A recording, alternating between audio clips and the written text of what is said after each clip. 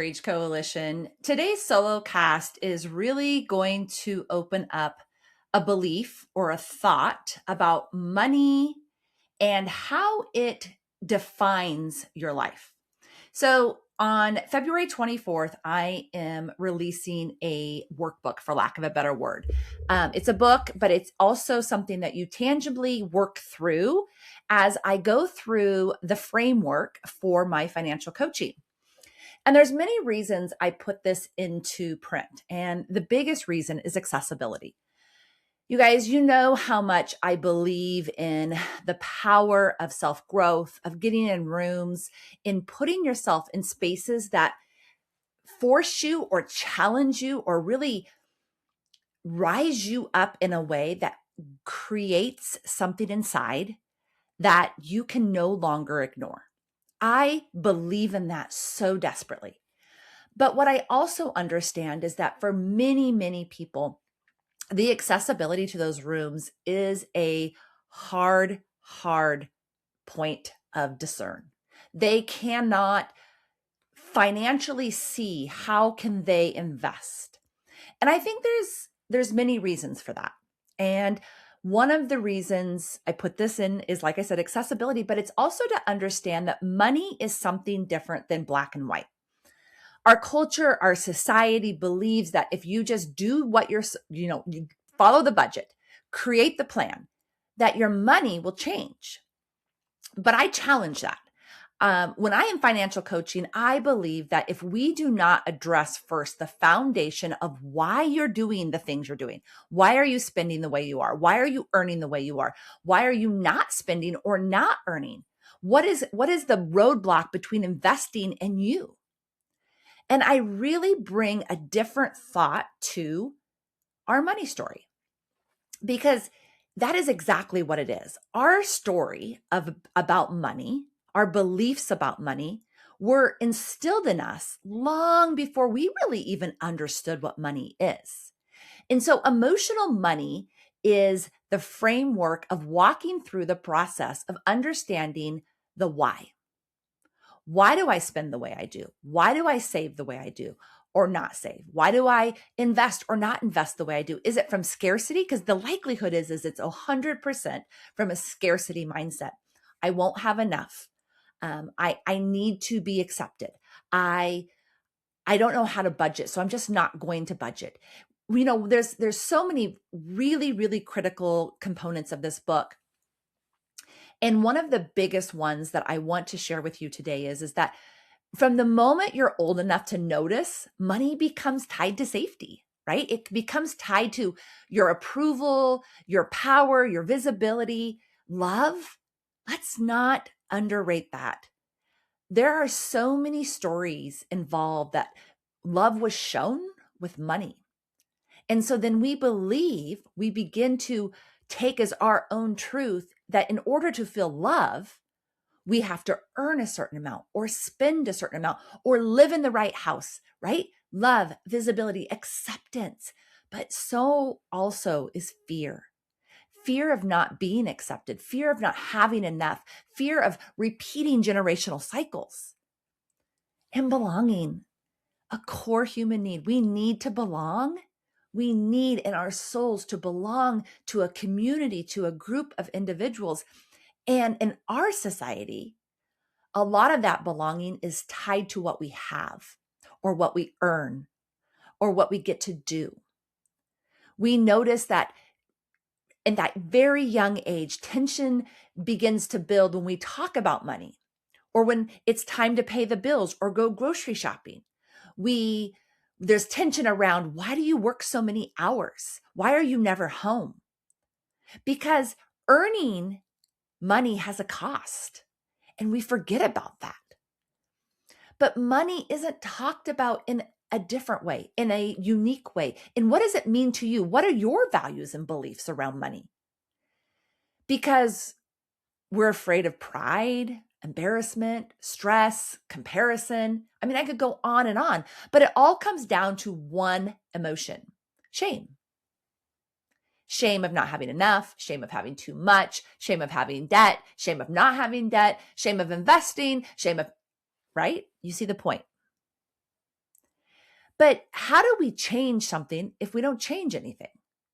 And that's the question I'm going to ask you throughout this book is what is one thing that you can change in this chapter? And I'm not saying each chapter, but maybe this is the chapter that just hit you in the gut, the heart, the brain. It took you out.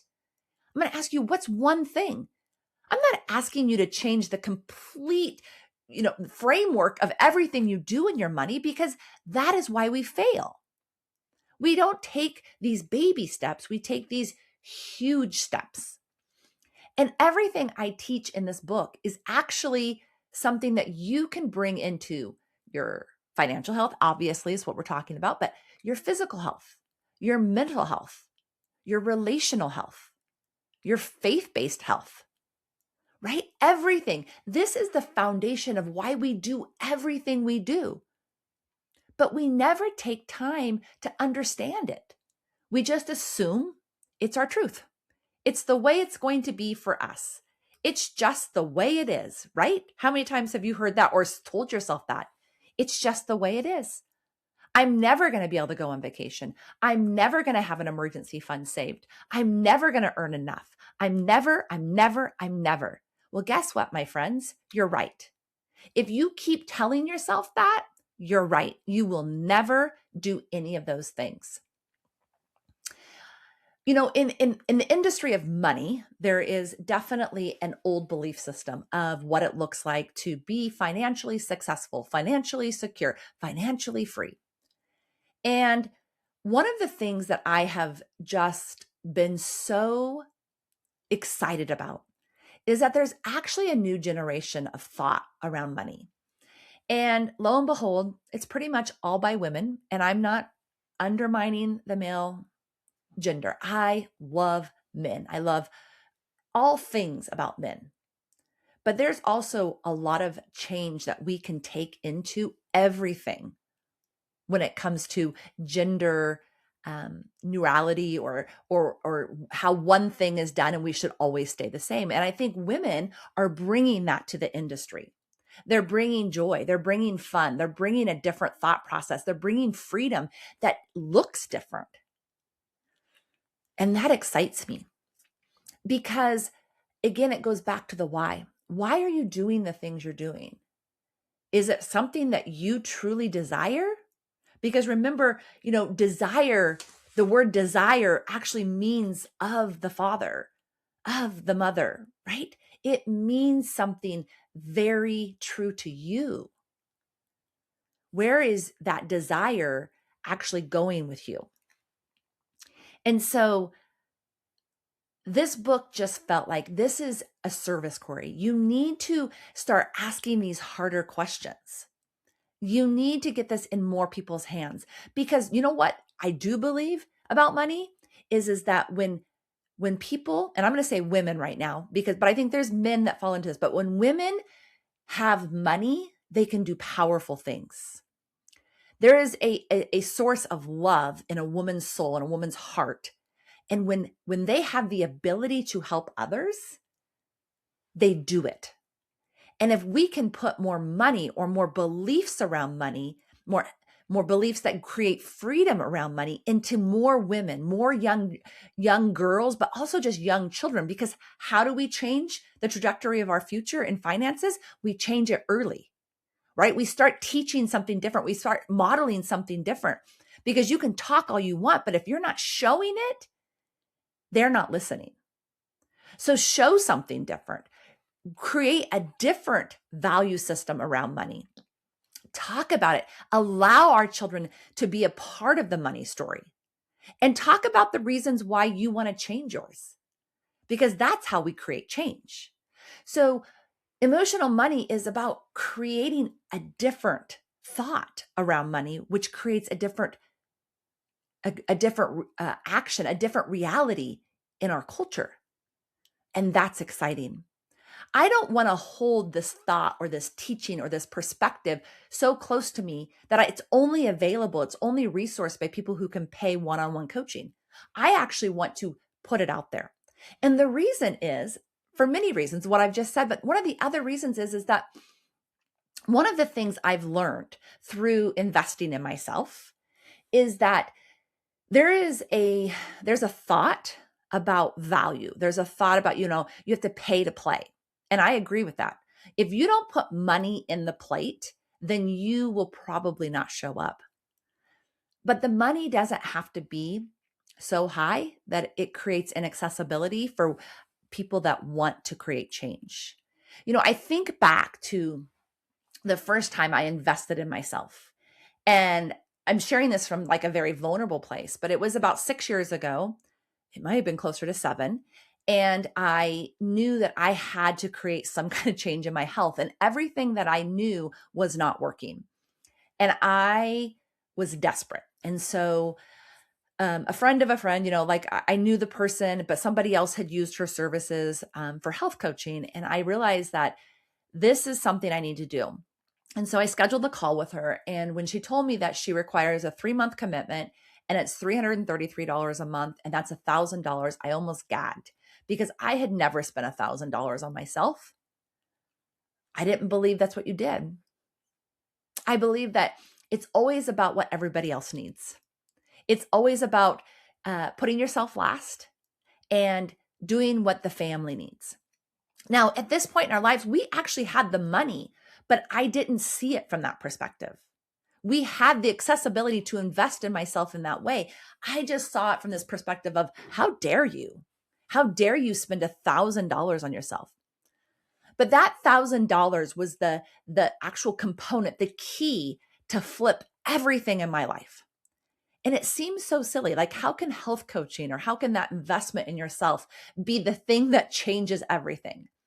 One, it told me you're worthy of spending this $1,000. And I was like, okay, which I didn't even know it then. You guys, I can tell you without a doubt, I did not understand these things then. It's a reflection that I can now look at. But what I did say, or what I did show, is that investing in ourselves creates a different reality. Because I was successful. I'm a good student. I do as I'm told. And I lost the weight and I got healthy and I changed how I do everything in that 3 months. And I actually invested in a 4th month because I just needed to wrap it up in a way that felt good. And you know what? That 4th month didn't feel guilty at all because I'd seen the reality of what it had helped me with.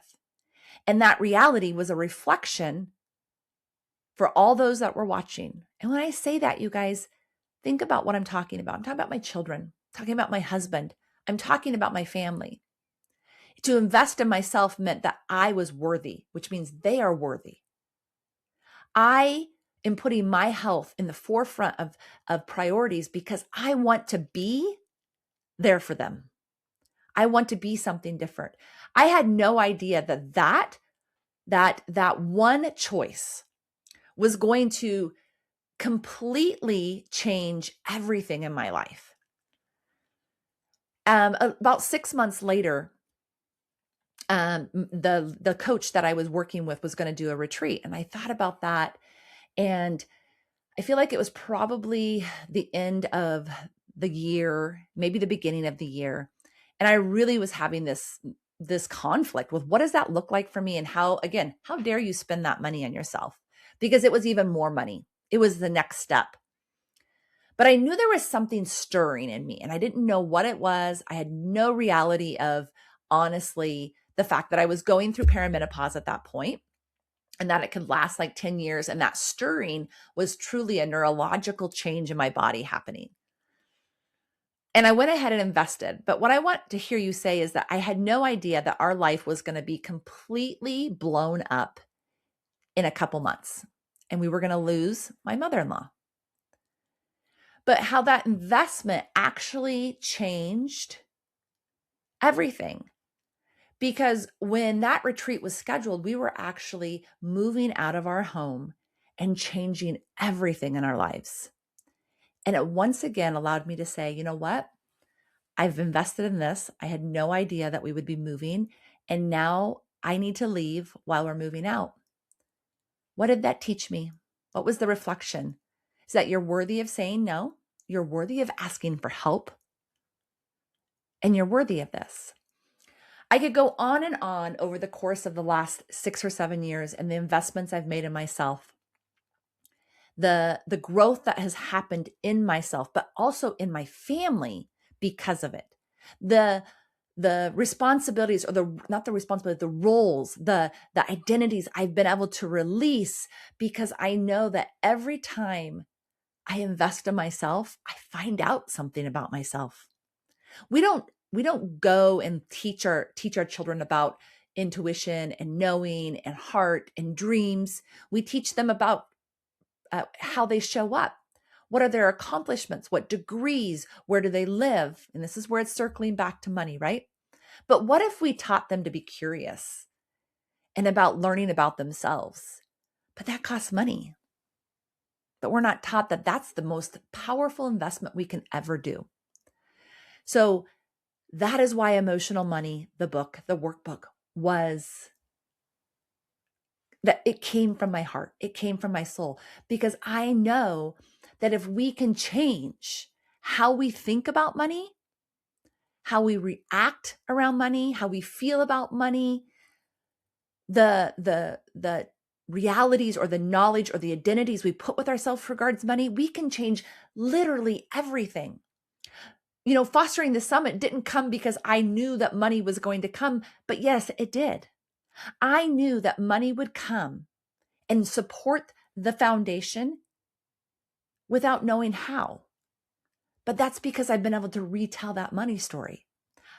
The coaching framework literally is the framework that I created in myself, not with a coach, with the ability to see money in a different way. But it's also a reflection of how every one of my clients, I'm not even speaking of financial coaching clients. I'm speaking of like my bookkeeping clients, the most successful clients, the most aligned clients who have a desire, they have a forecast in their business. The ones that meet it invest in themselves. And so it was just this knowledge that in order to create systematic change in everything that we do, you have to make this available for everybody on their terms. Because here's the other thing. Because we have so much shame around our money, because we have so much emotion and identity around our money, we don't talk about it honestly. We don't talk about our debt. We don't talk about our earnings or our spending. It's this elephant in the room. Don't talk about it. And so group coaching is really hard because no one really wants to be the first one to stand up and say, you know what, I'm $125,000 in debt and I want to get out and I'm not sure how. I have been trying to make an emergency fund for 10 years and I still only have $250, right? No one wants to do that. How embarrassing would that be? How shameful? Who's going to compare and judge me if I talk like that? Which is the reason I only do one-on-one coaching. But again, then it's accessibility. Because most financial advice assumes you have a knowledge problem, right? We offer tips and steps and strategies. If that is the issue, that simply we don't know what to do. But the truth is, most people already know what to do. They know what they should, quote unquote, do with their money. They know that they should save. They know that they should spend less and they should find ways to earn more if there's really just a cash flow problem. They know they should plan for the future. So the problem isn't a lack of knowledge. It's actually knowing doesn't change behavior when the behavior is rooted in something different, in something deeper. Because everything, our values and our beliefs create a behavior, and a behavior creates an action, and an action creates a result. But if we don't get back down to those behaviors, the reason why, then nothing changes. But we continue to teach from a numbers perspective, from a knowledge problem. At what point do we actually ask ourselves, what are we doing wrong? And I don't mean you guys, I mean the financial coaches, the financial advisors, the teachers, the professors. What are we doing that's not creating something different? So Emotional Money was born.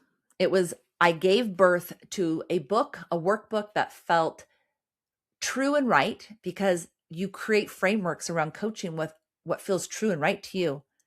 But I've delivered it to you in a book form, which felt so scary. Who are you to write a book, Corey? Even if it's a workbook. But you know what happened? It came with ease because I believe it in the core of my being. It came with ability to do something in a way that felt right. And here's the second thing. I had to step away from the traditional way of doing it. For those of you that aren't familiar with publishing, at this point in the game, there's three components of publishing.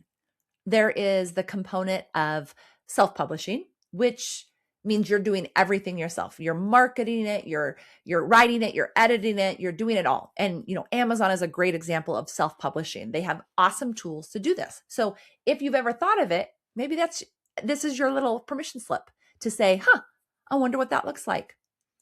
And then there's like this hybrid model that's kind of a little bit of both, but the price tag's about $10,000. That's a chunk of change. And as I've been so vulnerable and authentic with you, is that we're still building back to where we were. And even if we were back where we were, $10,000 is still a chunk of change. And I was questioning, for me, I was questioning God, like, God, why'd you put this in my heart to do this? Is this because you want me to stretch outside of it? And what came to me is this. No, this is your how. And I'm like, what do you mean this is my how? And Emotional Money was me stretching, saying, yes, I'm going to do this. I'm going to put this out in the world because I think it's that important. I'm going to do it in a way that does not financially create stress on my family, my budget, all the things. And I'm going to self-publish. That means, Corey, you're going to have to do so many more things. That's okay. It's time for you've learned how to ask for help. You also know so many authors that have done it a different way. But here's the transparent part of that. There's another book in my heart that feels very vulnerable and very scary. It actually brings me to tears most of the time when I talk about it. And it's a book about owning your truth, owning your worth. And so it's partially my story, but it's also my story that exposes the truth of the foster care system, right? My heart, my soul. And I know that book cannot become something without help, without bigger help, because it doesn't feel safe. It doesn't feel secure. It doesn't feel like this knowing. There's so many ego parts of that book that come into play. Like, who are you? And so when God brought me that one, and he kind of brought them to me simultaneously, talk about knock me out on my knees. But I knew that I needed to ask others for more help. And so I knew that the hybrid publishing is the way that book has to happen, because I don't think I'm going to be able to get out of my head enough to do it service. And so it was just this knowing, like, you're going to create Emotional Money, not only as a service, as a way to make it accessible to people to change the money, but now you're showing that how you earn money creates freedom, creates opportunities. And that's what this book's about. Our money story, how we earn, is a strength. And I understand money. I understand the emotions around it. I understand a budget like it's the back of my hand. And this is an opportunity for me to stretch out and earn the money in a way that supports a dream, a passion, the book, foster care. So I hope that gives you a little bit into what this book is going to unravel in you. And for each of us, you guys, it's going to be so different. But when we live in a culture where we spend money to feel accepted, to avoid judgment, to prove you're okay, you're not being shallow or weak, you guys, You're spending from a deep human need to be accepted. And that acceptance has been weaponized by a culture that honestly profits from your insecurity. It profits from your need to be loved and seen and accepted. And I want to challenge that. I want you to challenge that. And so for each person that picks up this book, who buys the book, who says, I want something different, it's going to mean something different. It's going to create something different, as it does in every one of my clients. No two people are the same. No two people's experiences are the same. Even in the same family, I look at my sibling's story with money and my story with money, and they're completely different. But yet we live the same life. We had the same experiences. But the value and belief that we put around those experiences are vastly different. And it's time to retell your story in a way that aligns with not only your own experiences, but with your dreams, with the future that you want, not what you were told or not what somebody else wants, but what you want. And I think about the power of bringing this to couples. You guys, the number one reason for divorce is money. And, that goes into like breakups. If you're not married, is money. What if we could change that money story in our relationship? Not only would it help us be stronger couples, stronger leaders of our families, but look at what it would help our children with. Look at the trajectory of change that we could create for future generations. So think of the beauty of doing this workbook with your husband or your wife or your boyfriend or girlfriend. What would that look like? What a beautiful gift this could be. And then I wonder also, like, if you're going to invest the time and energy and money to buy the book, what is it going to unlock in you? What is the next thing that's going to happen that you're going to invest in yourself in that's going to create something completely different in your world? And how exciting is that?